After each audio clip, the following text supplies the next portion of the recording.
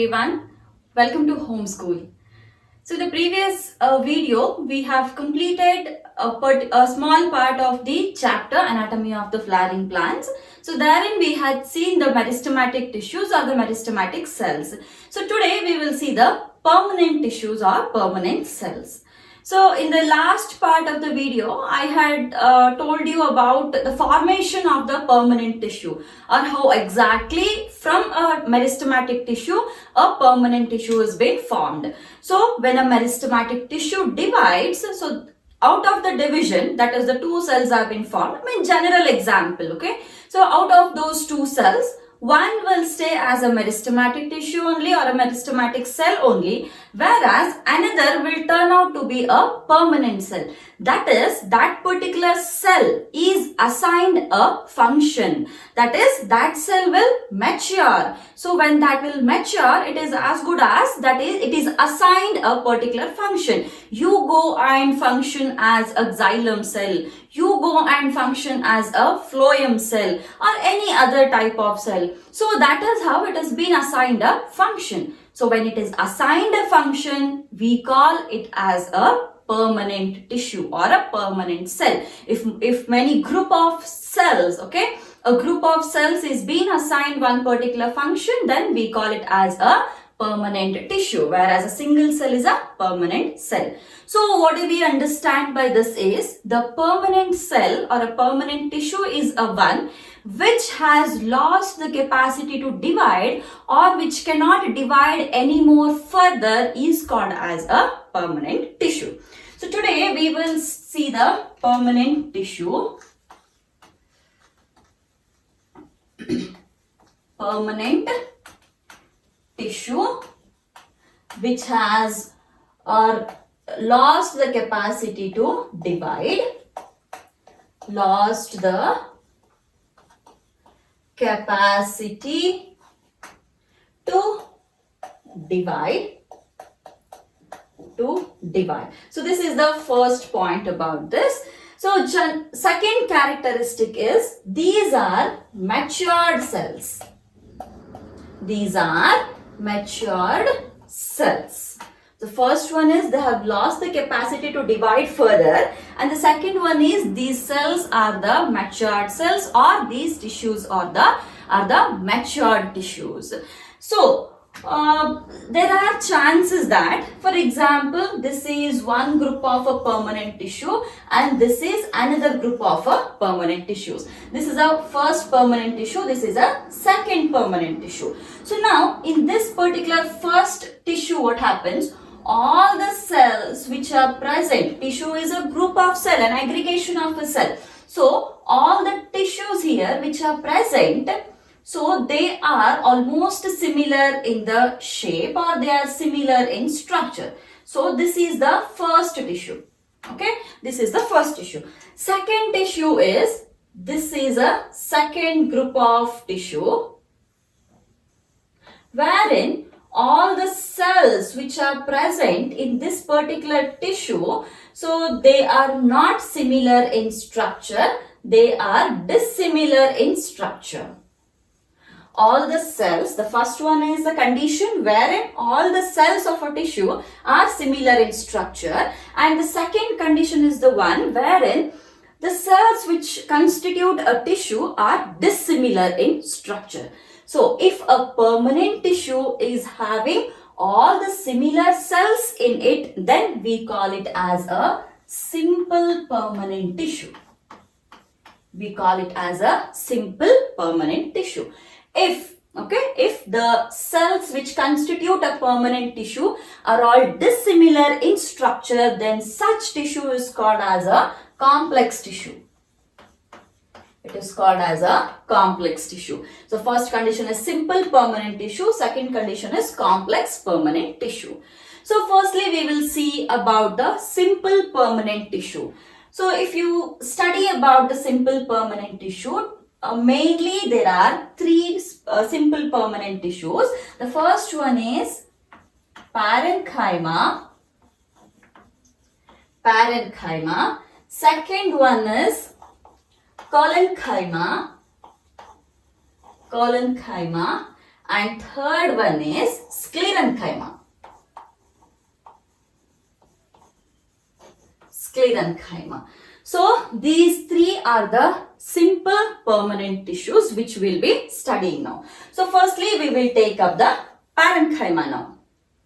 Parenchyma cells, they constitute major part of the plant body, or if you take any organ in a plant body, the major constituent or the main type of cells which we can see there is the parenchyma cell. So any organ, the filling cells usually, okay, the filling cells will be the parenchyma cells only. So we'll see what are the characteristics of the parenchyma. Firstly, it makes up the bulk of a plant body, that is major part of the plant body or the plant organs are made up of the parenchyma cells only.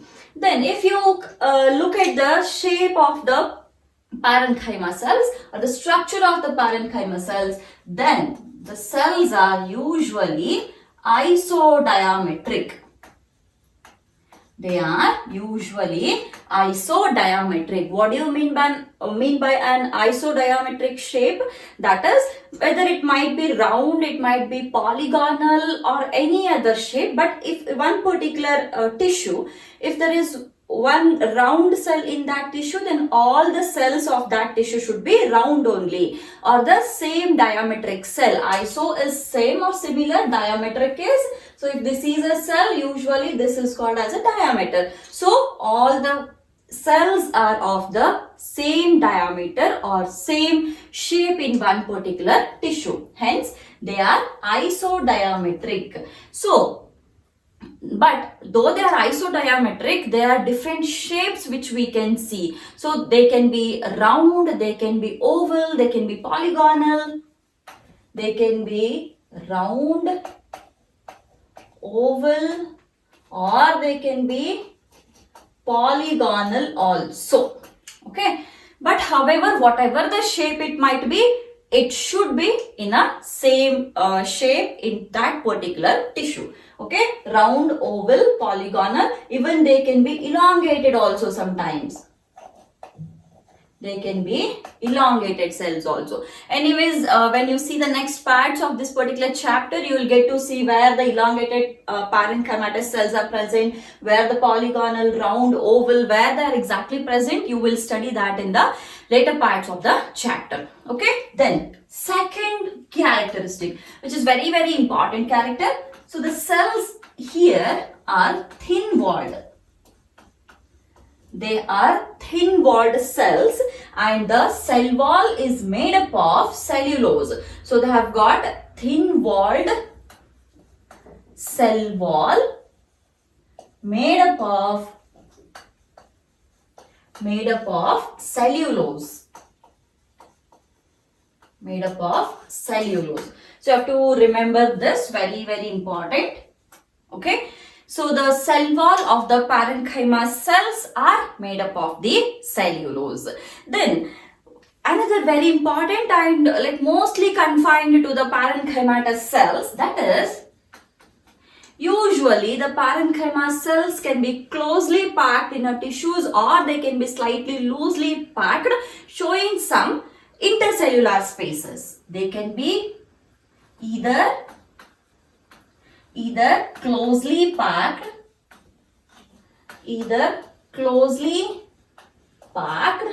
or loosely arranged,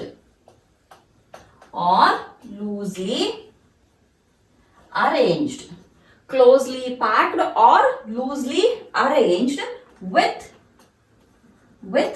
intercellular spaces,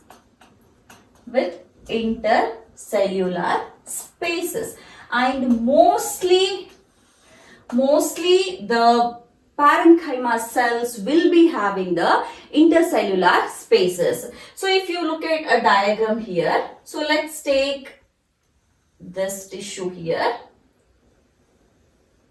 So we are showing the isodiametric cells here. So all the cells are having same structure and they are of same diameter. Okay, so this constitute parenchyma tissue, that is group of cells which are isodiametric and they have thin cell wall which is made up of the cellulose, and they can be either closely packed or loosely arranged, but usually the parenchyma cells will be loosely arranged with intercellular spaces, and these spaces are the intercellular spaces. These are intercellular spaces. So why exactly the intercellular spaces are required and everything, that also you will be studying. Anyways, the intercellular spaces mainly are required for the transportation of various materials in the plant, so that we will again study in detail in the further parts of this particular chapter. Okay, then so three important points which you have to remember here is isodiametric and the thin wall which is made up of cellulose and the presence of the intercellular spaces. Then one more thing, as I said there is intercellular spaces, you'll have to mention one more thing here, that is the presence of the plasmodesmata. Right here, plasmodesmata. So what exactly is the plasmodesmata? So plasmodesmata is a connection which will join the cells of the parenchymatous tissue. That is, so if this is one particular tissue, now let's imagine, we'll take some other color. So there is one network like this which is running between all the intercellular spaces.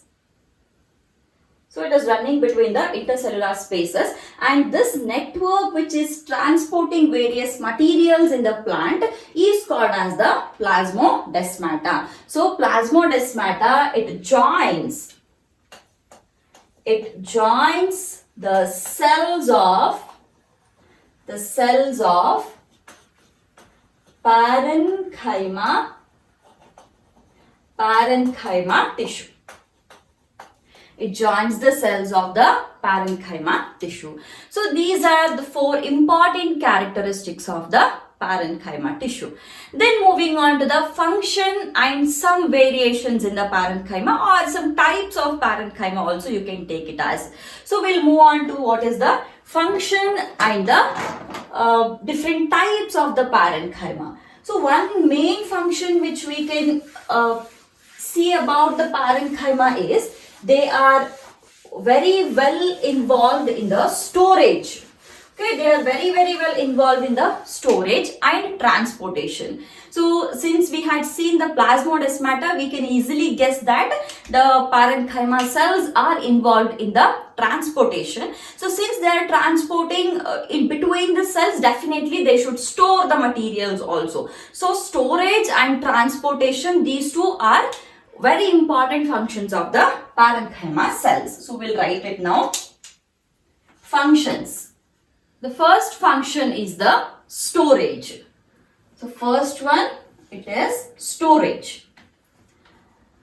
So let's take one example now for the storage. So in case of the potato, okay, in case of potato, the edible part of the potato is mainly made up of the parenchyma cells, which is storing the starch in it. Okay, the edible part of the potato which we eat usually, that is all the parenchyma cells which is made up, which is storing the starch in it. Then second function is transportation. Transport. So as just now we had seen that there is a network called as the plasmodesmata, and that will allow the transport of various materials across the plant body. So another example which we can quote here is the xylem parenchyma. Xylem parenchyma, which is mainly involved in the radial conduction. Radial conduction of water and minerals. Radial conduction of water and minerals. So what is meant by radial conduction? Radial conduction is So if this is a cell, we have the cell surrounding to this.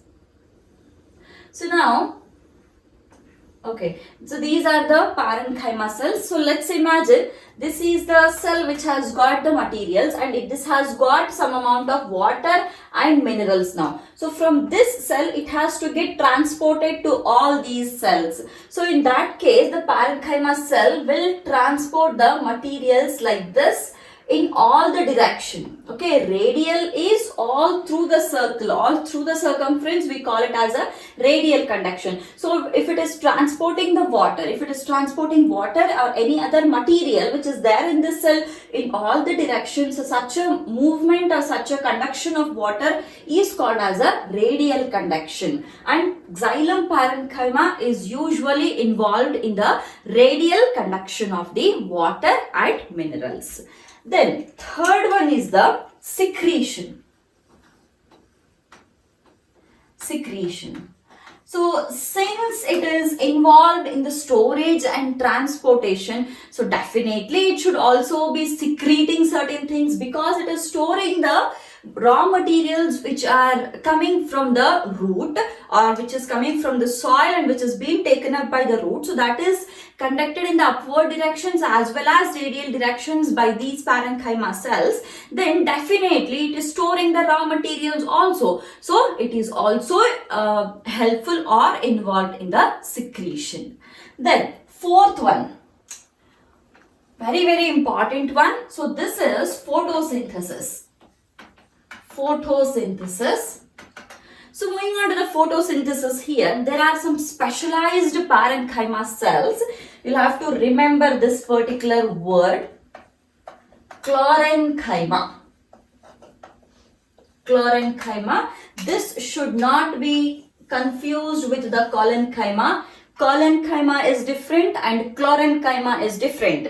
Collenchyma are the specialized parenchymatous cells which are participating in the photosynthesis. The parenchyma cells, which is the organ which is actually participating in the photosynthesis, that is the chloroplast is actually participating in the photosynthesis. Apart from that, there are certain parenchyma cells which are also participating in the photosynthesis process. So, such cells of the parenchyma which undergo photosynthesis are called as the Collenchyma. Okay. Next, another function is,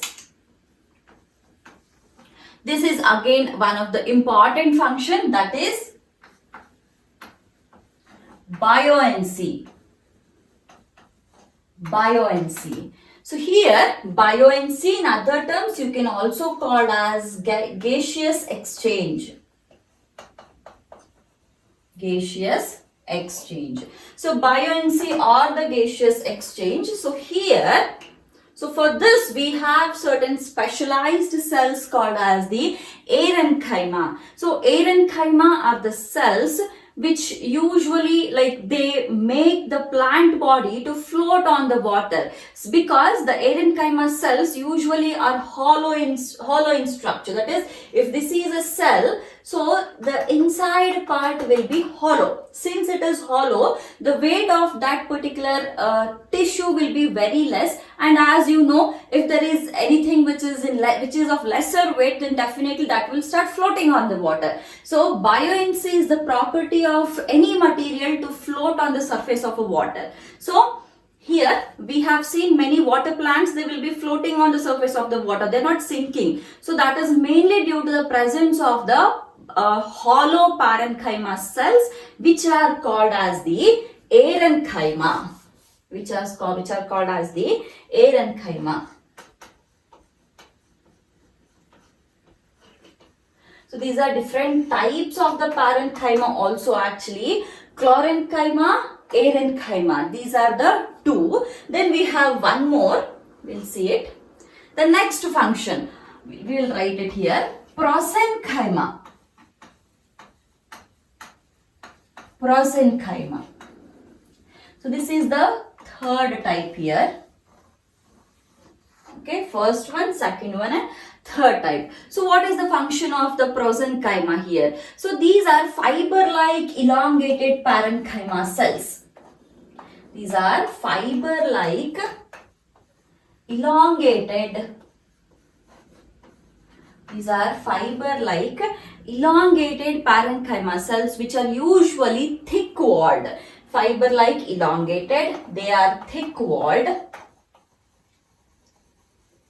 They are thick-walled, and since they are thick-walled, they will be providing the rigidity and strength to the plant.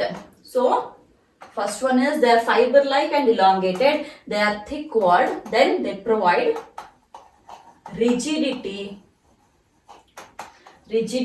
and strength. They provide rigidity and strength to the plant.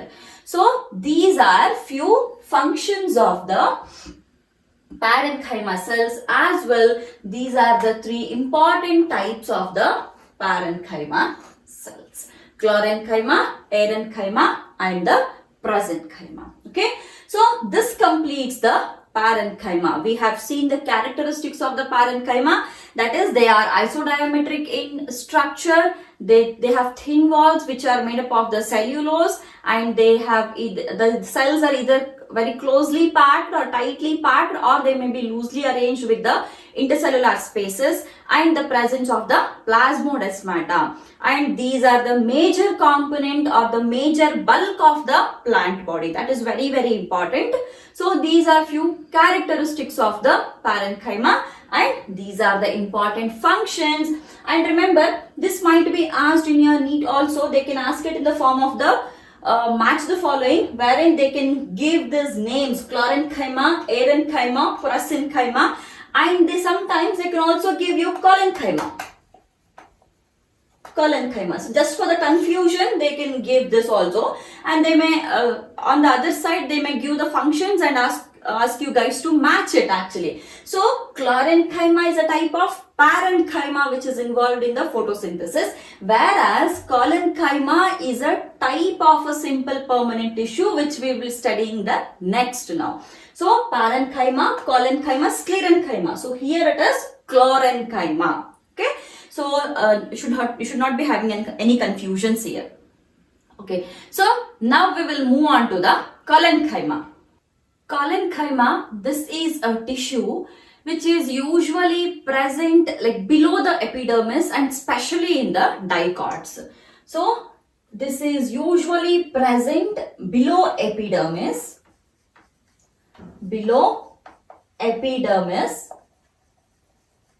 in the dicots. So this is the very first characteristic of the Collenchyma tissue. Then second one is, this is usually present as a homogeneous layer below one particular epidermis or any other type of a tissue, or they can also be present in the patches. So they can either be present as an homogeneous layer, or they can also be present or seen as a patch of a tissue. Okay. Then next very, very important characteristic about the Collenchyma is Collenchyma cells are mainly meant to provide the mechanical support to the plant body. The presence of the Collenchyma is mainly to provide the mechanical support. They provide, this is the first one, they provide mechanical support. They provide mechanical support to the plant body. And then these cells are usually alive at maturity. So why are we stressing this point is, there are three simple permanent tissues as I have said earlier, that is Parenchyma, Collenchyma and the Sclerenchyma. So these first two, that is the Parenchyma and the Collenchyma cells, these are usually the live cells, whereas the Sclerenchyma cells are the dead cells.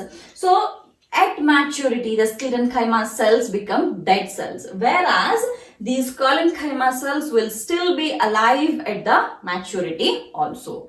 Then if you look at the structure of the Collenchyma, So these Collenchyma cells usually are tightly packed cells, and very rarely they will be having any intercellular spaces. The reason behind this is, we will first draw it. Like we had seen the presence of cellulose. The presence of cellulose in case of the parenchyma cells. So similarly, in case of the collenchyma, we get to see some, okay. So in case of the collenchyma, we get to see another material deposition. As I said, like we have cellulose in case of the parenchyma cells.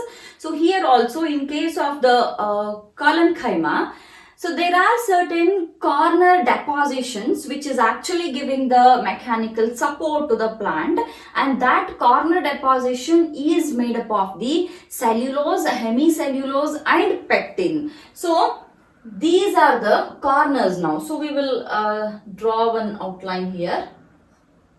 So this is it. Okay, it's like this. And then we have the second layer here like this. Okay, this is the second layer. So now here, so these corners, okay, these corners, I mean that is, this is the corner, this is one corner, this is one corner. Again here one corner, here one corner, here. So likewise all the corners, okay, whichever corners are there, so all the corners, they have a thick deposition like this, and this thick deposition is actually giving the rigidity, or it is making the collenchyma tissue to provide the mechanical support to the plants. So these are the thickened corners. These are the thickened corners. So now after that we have one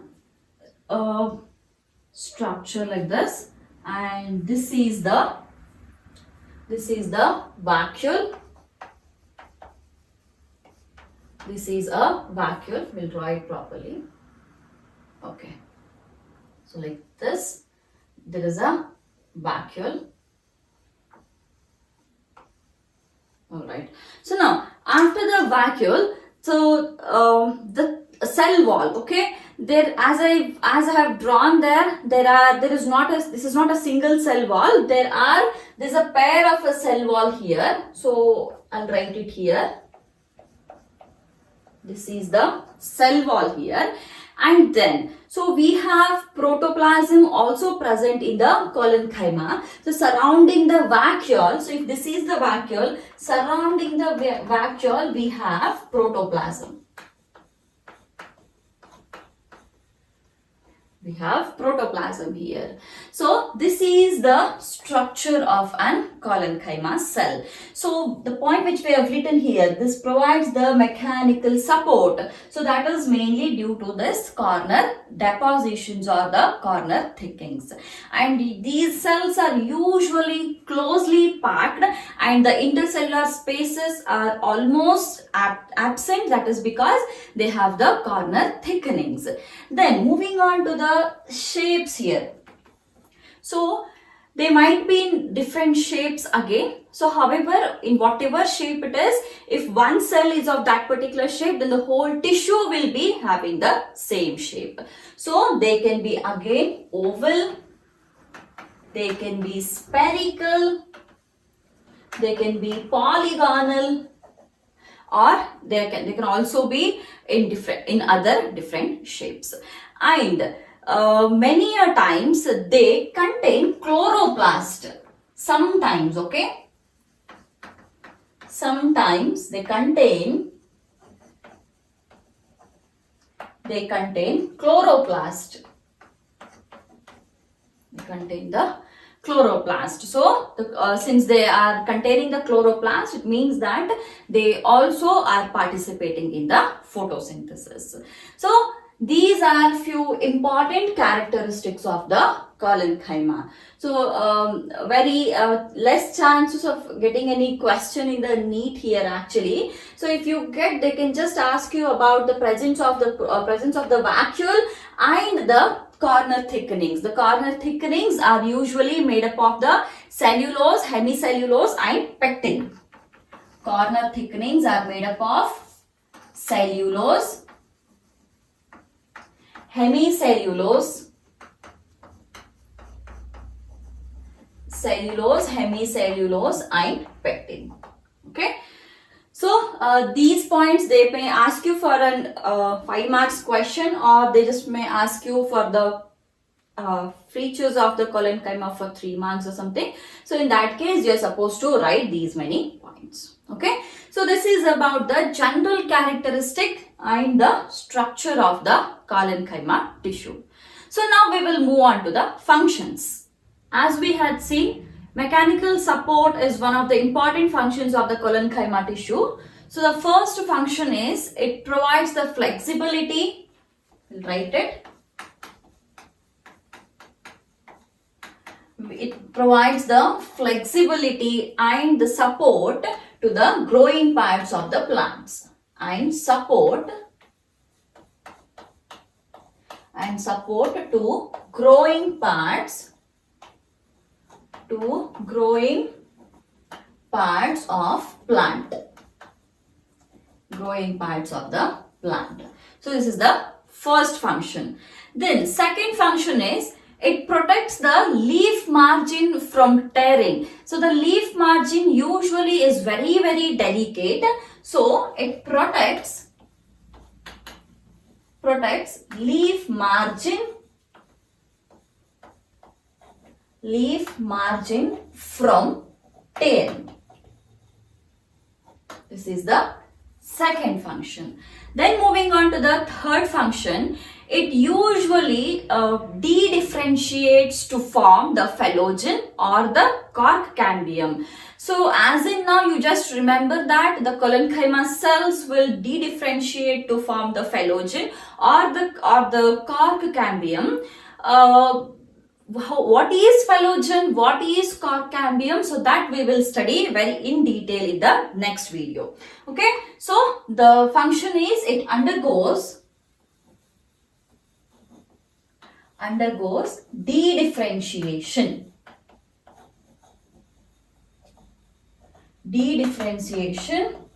into phloem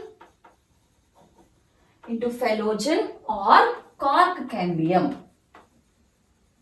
or the cork cambium. So when it is de-differentiating, it is again regaining the meristematic activity. So it regains meristematic activity.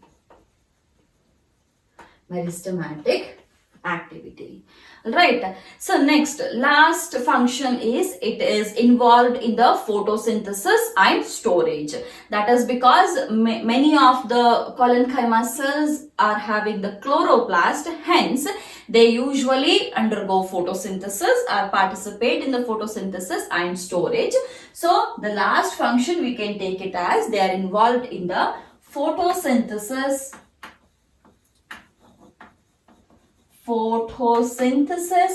and storage. So this is about the Collenchyma. So we have seen the first simple permanent tissue, that is the parenchyma, and the second simple permanent tissue, that is the Collenchyma. So we have seen the features of it as well as the functions and a structure. So you have to practice the diagram for the Collenchyma. So many a times they have asked the diagram of the Collenchyma in your board examination. So make sure that you practice it very, very well. Okay. So in the next video, we will take up the next simple permanent tissue, that is the sclerenchyma. Along with the sclerenchyma, we are going to study one more concept in the next class, that is this particular word, that is de-differentiation. Okay. So about the phyllogen or cork cambium, we will study it in the secondary growth of this particular chapter only in the upcoming videos. But that one concept, differentiation, de-differentiation and redifferentiation. Many students get confused with these three words. So before starting the Sclerenchyma, we will study this particular concept of differentiation, de-differentiation and redifferentiation of the various cells, and then we will move on to the Sclerenchyma. So by this we will wind up the video and I'll meet you guys in the next class. So till then, keep watching the videos.